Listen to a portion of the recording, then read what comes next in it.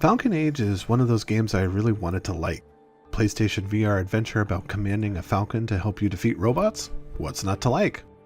Other video games have made use of animals as characters that help the player both directly and indirectly. Falcon Age, though, is the first game centered around the real-world practice of falconry. I was on board with the concept from the start until I found out that very little exists underneath the game's attractive surface. As Ara, you'll partner up with a magnificent bird to fight off the Outer Ring, an interplanetary conglomerate that harvests planets for their resources, turns the population into indentured servants, and enforces re-education practices against those slaves, I mean the prisoners with jobs, that dare to rebel. Gifted with a rebellious and independent streak, Ara thumbs her nose at authority, which has caused her to languish in a re-education camp for months on end. Marking the passage of time, Ara watches an adult bird tend to its young until it's killed fighting off a sentry robot that threatened her nest. Nursing the baby bird back to health, it assists Ara in escaping the prison, where she then meets up with her aunt and begins her journey as a planetary freedom fighter. Falcon Age is a moderately fun adventure about a young woman trying to liberate her planet from the clutches of an unscrupulous corporation. Ara does the bulk of the work, using a baton that doubles as an energy whip to disable and shut down turrets and spider-bot dispensers, beat down robot guards, and shut down panels that keep the refineries up and running.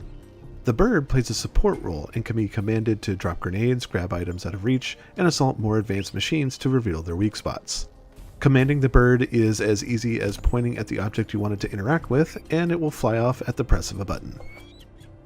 Easy as it all is, the Falcon has a tendency to get hung up on the environment. Its AI can sometimes be problematic, and a lot of the issues stem from the creature just having difficulty hitting its mark, especially in some of the more dense areas of the game. This happens a lot after being introduced to the largest robot in the Outer Ring's arsenal, a bulbous, laser-firing spider-bot spewing machine that can only be attacked by sending the bird to distract it before it fires its main gun. In every encounter, I had to send the bird out 2-3 times before it would attack the machine like I wanted it to. Because of this, combat encounters become more annoying than fun. The bird can take damage from attacking these machines, though the damage it sustains from the robots is nothing compared to the nuisance the turrets represent. Armed with poisonous needles, they will attack your bird on sight if you don't disable them or send your feathered friend to drop a bomb on it. The bird slowly flies down to the ground if it takes too much damage, and it won't respond to any commands until the needles are removed and it gets a spot of healing. Gentle Betting gives your bird about 25% of its health back, while a rudimentary crafting system lets you turn onions, animal meat, potatoes, peppers, and fruit into biscuits of varying quality to regenerate its health further and faster. I don't really understand the value in having to wait for health items to slowly refill the meter instead of just giving it its health back instantaneously. The mechanic ends up highlighting how Falcon Age suffers from an overabundance of downtime.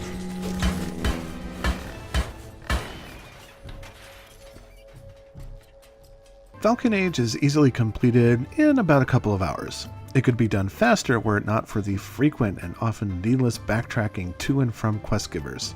Reaching the 3 refineries and visiting the only human outpost means crossing through a series of network paths that offer very little in the way of things to see and do beyond respawning flora and fauna for crafting biscuits.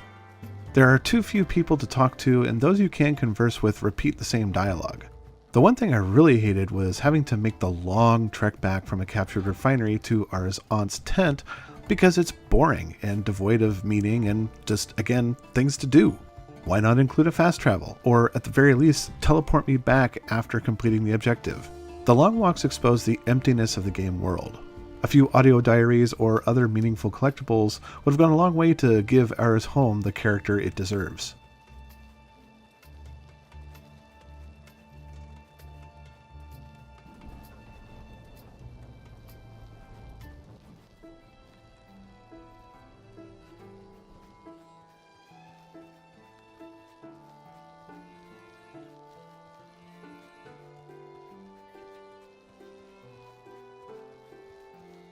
Falcon Age can be played with or without the PlayStation VR headset, and both versions are almost fundamentally different.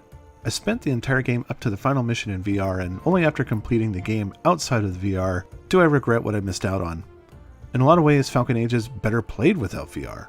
Movement is more comfortable and faster because you can sprint, and the interface includes a map that makes getting around the circuitous world easier. In VR, teleporting is set as a default, and I really disliked it because of the process. If you want to move, press and hold down the move button towards the area you want to go. Then you have to wait for a dotted line to make its way towards the destination marker because, well, I don't know why. It makes no sense to wait. You should be able to just click and go. Teleporting is not my preferred method of moving around in VR, but I understand its use as a means to curb motion sickness. Other VR video games don't make you wait a couple seconds before you're cleared for movement. It's just weird. Going into the options and turning off the teleport function and enabling move-controlled strafing is the best and most comfortable means to play when in VR mode. To be honest though, you're just better off without it.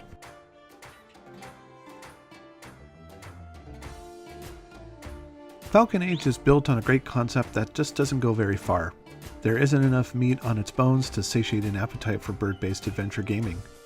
VR is non-essential, and if you really do want to play the game, I'd advise leaving the headset tucked away. There were things that I did like about it. For one, I liked having the bird around as a partner, and changing its appearance with a fun assortment of bandanas, hats, and toys is also pretty cute. It's also fun to watch it lift robots off the ground and giving me the opening I need to bash their heads in with my baton. However, the thrill just wears out really quickly, and ultimately the lack of depth made Era's home a place I really struggled to care about, and that really just kind of feels wrong. DarkStation gives Falcon Age for the PlayStation 4 a 3 out of 5.